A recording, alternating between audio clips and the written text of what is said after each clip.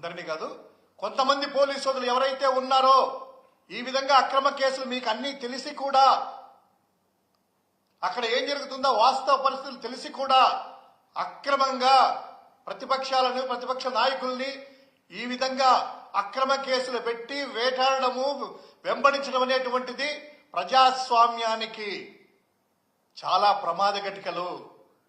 దయచేసి ఇటువంటి వాతావరణాన్ని ఎంకరేజ్ చేసేటువంటి ఏ వ్యవస్థను కానీ, ఏ అధికారులను కానీ ప్రజాస్వామ్యంలో శిక్ష అనుభవించక తప్పదు.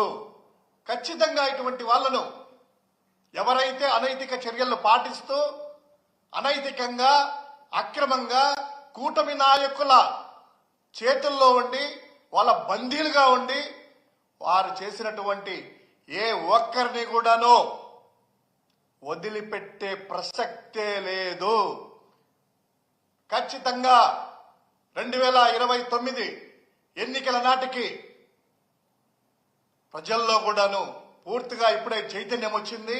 ప్రజాస్వామ్యంలో ఇటువంటి చర్యలని